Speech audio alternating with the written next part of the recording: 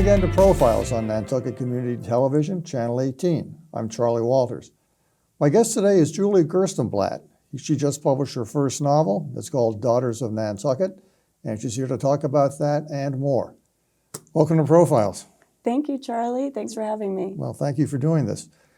Without giving too much away, tell us in brief what your book is about. Sure. So Daughters of Nantucket is about three women whose lives intersect in the days leading up to Nantucket's Great Fire of 1846.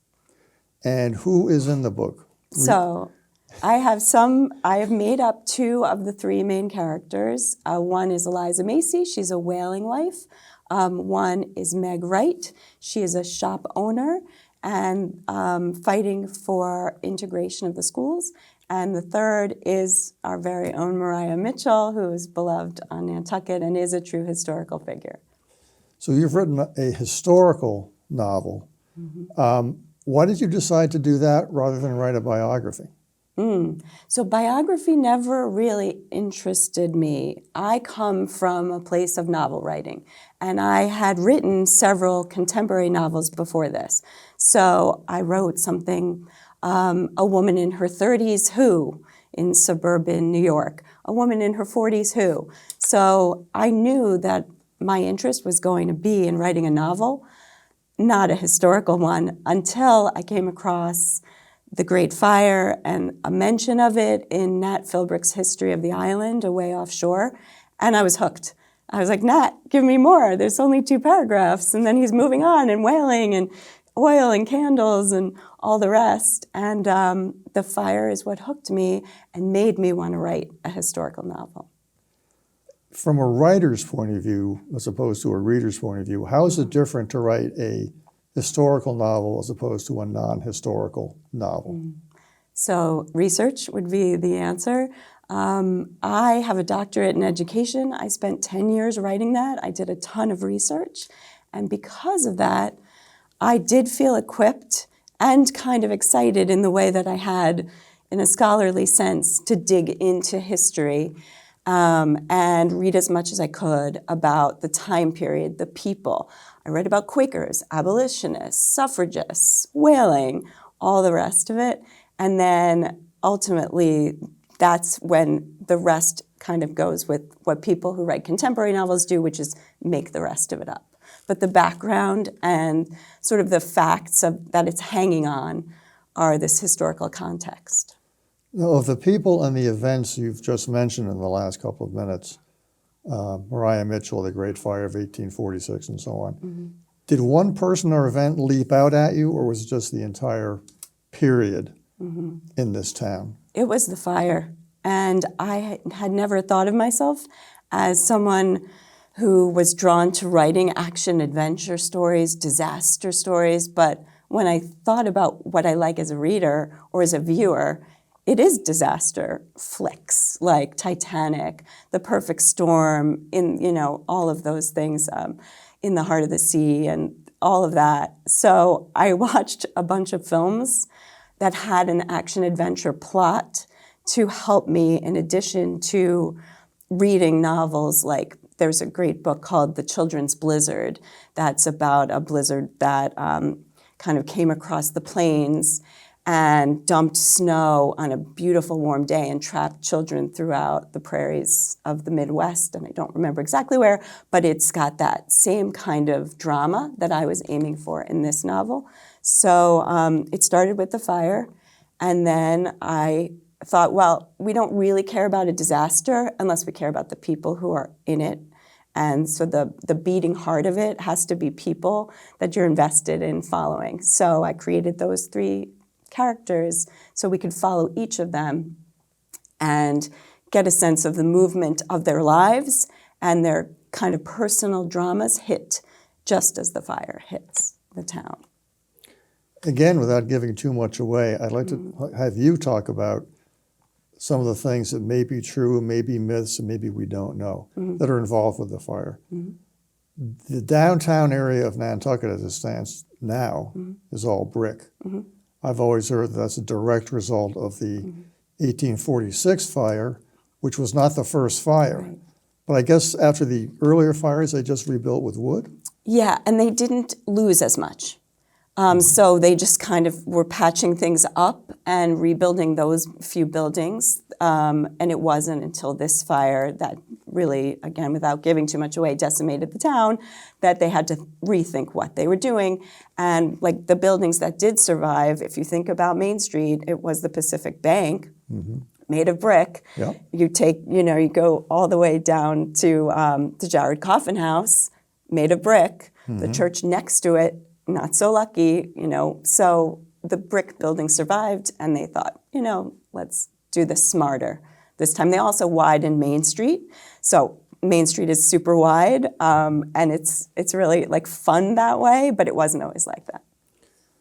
How much do we know about what buildings survived the fire? I think we know a good deal. There is a map of the burnt district that was made by Jenks right after, and it tells you everything that was lost. I mean, maybe not every person's home, but all of the banks and the mansion house and, all the rest. And then if you walk down Union Street and you see a plaque on a house from 1811, it survived the fire of 1846. What about what's now the Methodist Church? So in terms of myth, as you mentioned, there is this great myth that 𝘋𝘢𝘶𝘨𝘗𝘵𝘬𝘬𝘦𝘵 saved the Methodist Church from being blown up, which was a method of taking gunpowder and, raising something to create a fire break so that the fire wouldn't spread. Somebody was just saying that they kind of do that now with like a line of trees in a huge forest fire to create a zone where the fire won't spread.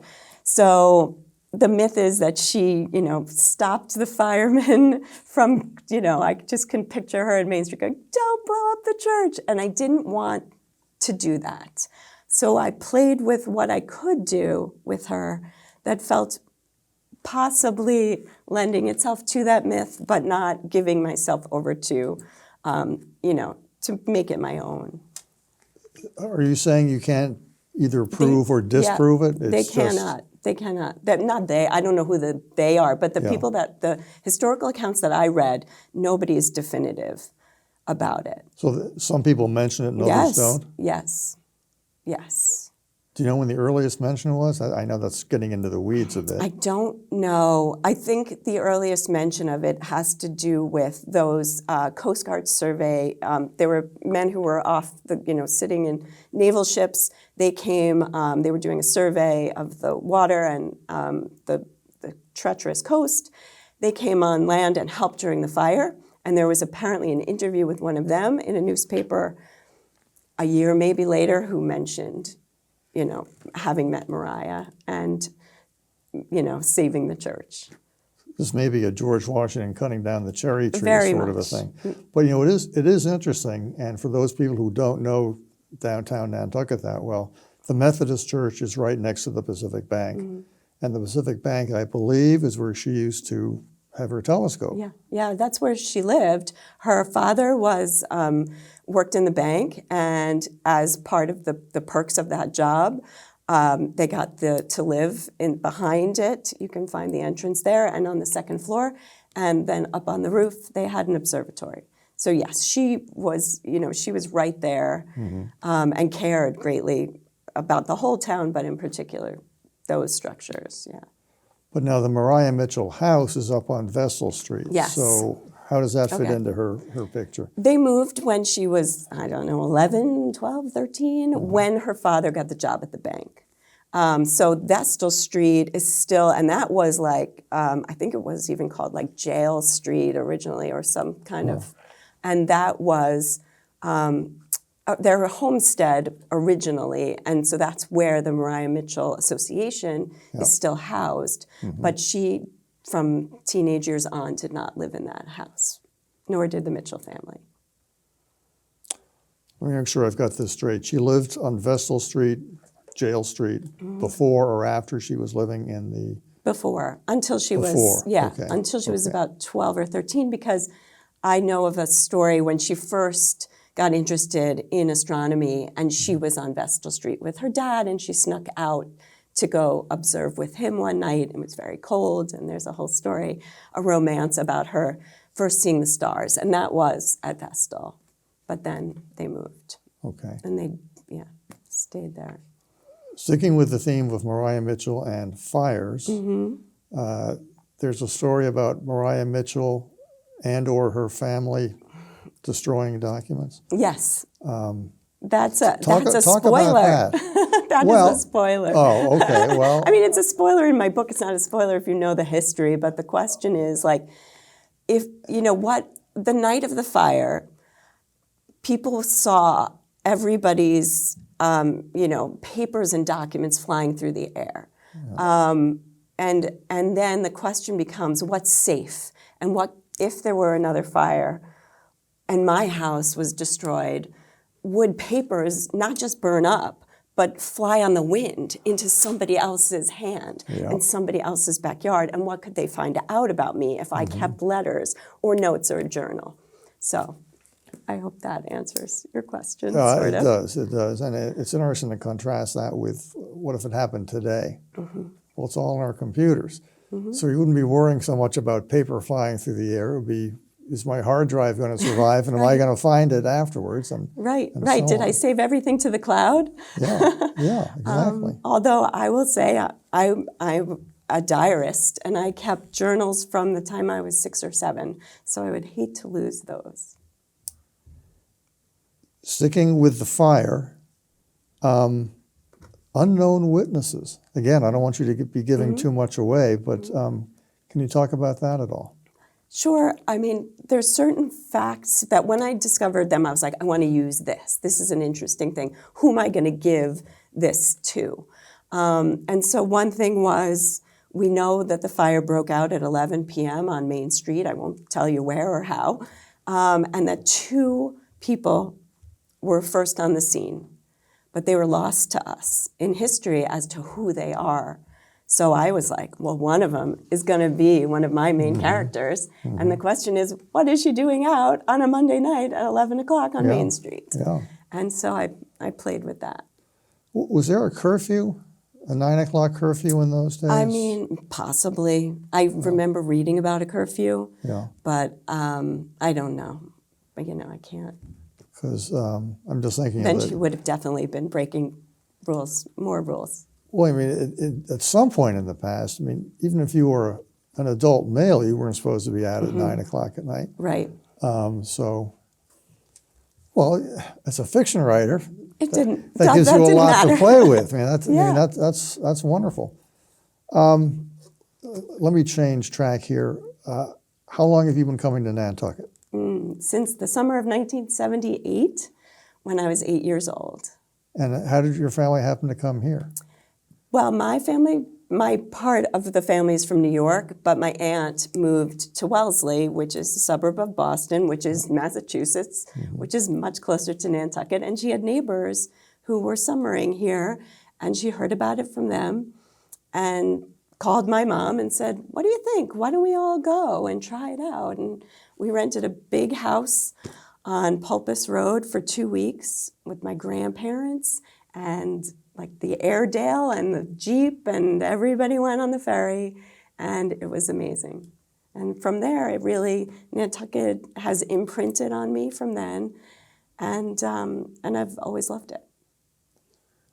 It imprints on a lot of people. And I started off like you as a summer person and moved here year-round, and that was 52 years ago. So right. Once you get it in your system, you can't really get it out. Yeah, I've tried. I walked into the middle school one August and said, do you have any jobs available? They're like, next week, here? And they said, no, but why don't you, take an application for next year, or if you want to start as a substitute teacher. And I had a tenured job teaching middle school in New York, but I just wanted to be here. I never did that. I never bought this. I never did that. I almost got married here. So I've had a lot of almosts. But my husband and we really have always wanted to. It's kind of a dream for us to maybe move here at some point. Now, you've also written essays. Talk about those. So I love writing essays, and I started when my kids were little, and I would just notice a little something about them, and that's maybe like an 𝘕𝘢𝘯𝘵𝘗 sort of thing where you're compelled to write about home and family and your husband and children in a humorous way. So I got a column in my local newspaper, and twice a month I would write about 800 words or so on something, birthday parties or my mother-in-law, or just local little funny slice of life things. And I think having that deadline and always having to do it kept me writing, and it's like a muscle that I would work out regularly. So even when I was teaching, I was doing that. If I couldn't write a novel, I could keep, kind of just keep writing through the column. Now that you're writing novels, talk about your writing habits. Sure. So I'm good, I gotta say. I'm good. I write every day for 3 to 4 hours. You say every day, 7 days a week you do this? 5 days, like a regular job, 5 days.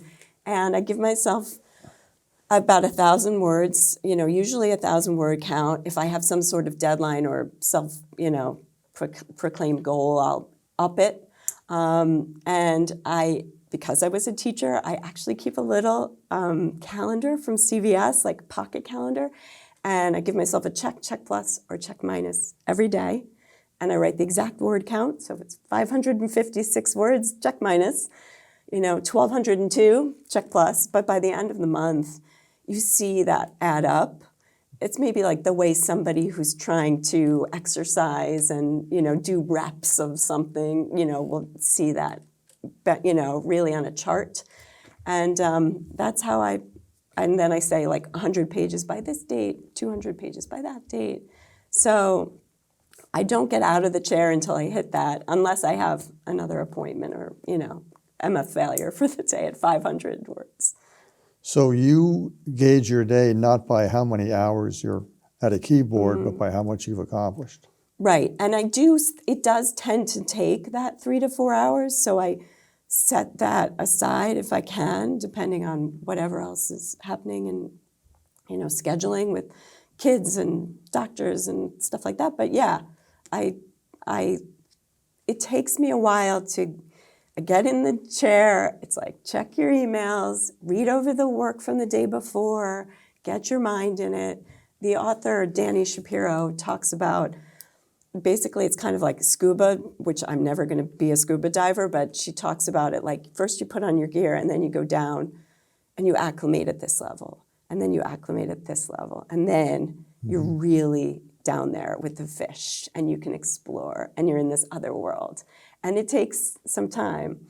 And then same with like coming up. You can't kind of like get to the surface of your real life too quickly because, you need to acclimate. So my kids would get off the bus sometimes and I'm still scuba diving in my world. And I'd be like, taking off the mask metaphorically at the door and being like, hello, children, how are you? Still sort of lost in the world of my book. So I'm assuming, based on what you just said, that most or all of your writing takes place when the children are not at home. Yeah. So the children now are 21 and 17. But when when I stopped teaching full time and started writing and using that day and feeling like if I'm giving up a career, I'm trying to gain another one and taking it as seriously as that. So like send them off on the bus, get to work, and get them back, and use my day for my work.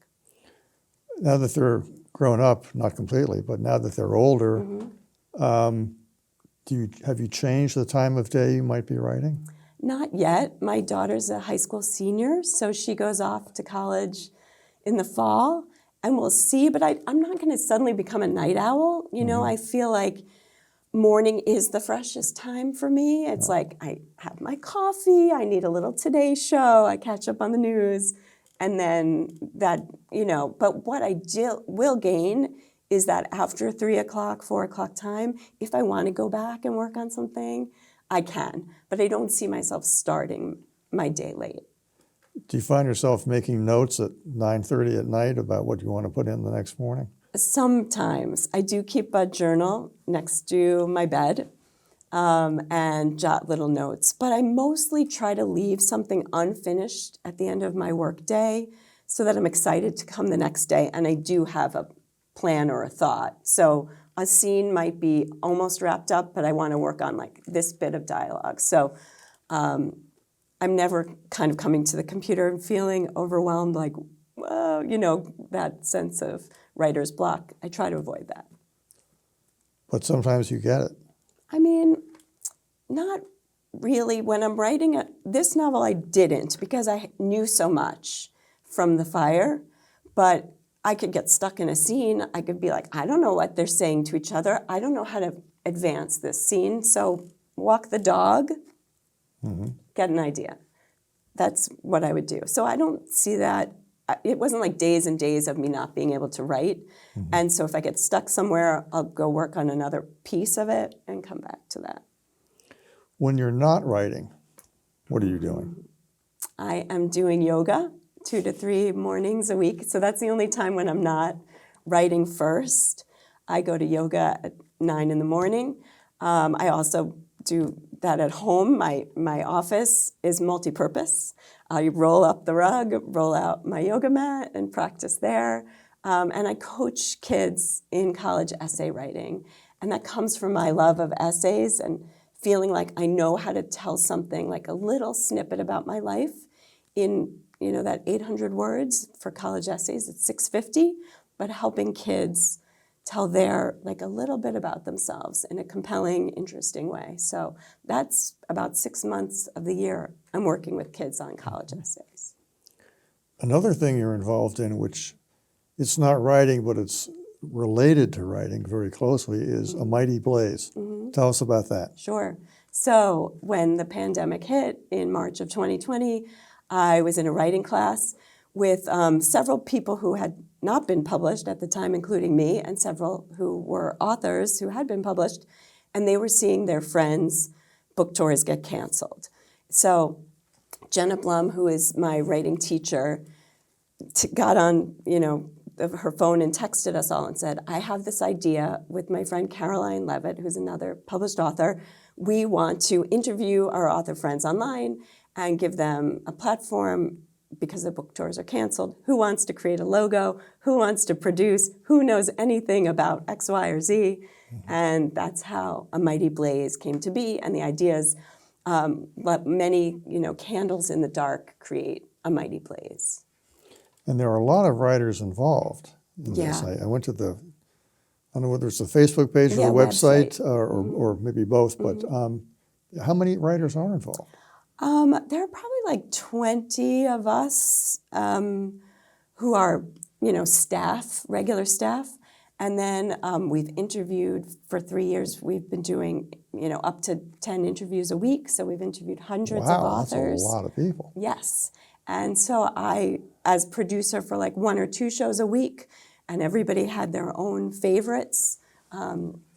Hank Phillip E. Ryan, who writes thrillers and mysteries, does a mystery show, and she's a journalist, a TV journalist too. Yes. So she does Crime Time on Wednesdays, and then we have The Thoughtful Bro. He's Mark Cecil. He has a novel coming out next year, and he interviews, you know, kind of with this scope towards, it's a combination of current contemporary literature and just things that he's interested in, some nonfiction as well. The Zeitgeist was a show about books that hit a certain contemporary nerve. And I do Lit Chick, which is a play on chick lit, which was a term that's out of favor for women's contemporary literature. So that would be Fridays at 12. And it's in season because there is a Lit Chick season, which is summer, like spring and summer through the fall. If you want to see those, I assume are they all at the website? Yeah, they're all on YouTube and not on our website, but there are links to find them. They're all cataloged on YouTube. As long as we're talking a website, you have a website. Tell us what we can find there. Sure. So it's juliegerstenblatt.com. And I love my new website. It's it has a video of me giving a little tour. My son goes to film school, and last summer I was like, one day of the vacation, you have to come and march around town with me, get some footage, and put together a movie. And he's like, we're going to make it 90 seconds. We're going to just give people this short tour, and it's me in front of places where I imagine my characters live or work, combined with real historical sites and also personal sites like where I used to go, to get ice cream with my grandpa and stuff like that. So it also has a book group guide. So if you're in a book group and want to talk about my book, HarperCollins made a really nice kit of questions and kind of Q&A with me. And what else is there? Some essays of mine are there as well. So. Now, what is your next project, if I can get you to talk about it? Sure. And I just thought of one other thing from my website. I've been combing through old photos of me and my family from Nantucket. So there's a whole collage of photos that go back to that first summer of 1978 of me on the beach. What is next? I plan 2 more books in this Daughters of Nantucket series. And series, I mean, they're related to each other, but they stand alone. So you could pick one up out of order, it doesn't matter. And there's a term called kill your darlings. Do you know that, for a writer term? Maybe from Nancy? I've heard of it. Killing your darlings is, I think, a Hemingway term for when you get rid of something you really love in your novel and you're kind of you don't want to, let it go. So for me, it was a character named Nell Starbuck, who was one of Eliza's best friends. But Eliza was then having too many people counsel her and too many friends. So now we have Mariah as her friend, and we have Alice sort of as another advisor or friend. And there's a sentence in the book that says, Nell is on a merchant ship with her husband, Peter Starbuck, and they're traversing the globe for, finding treasures and shopping. That will be the second book. And what I like about it also is that Joseph Allen, who is a small but mighty character in the first book, is all grown up, and he is in the second book. And it starts 5 years after this ends. And some people have said there are some questions. I leave the ending a little open at the end of the first book. You'll get some answers at the beginning of the second book. And then the third book in the series will be about 2 sisters from Nantucket who go on a European tour before marriage. Well, that sounds quite different from the first 2, based on what little you've said.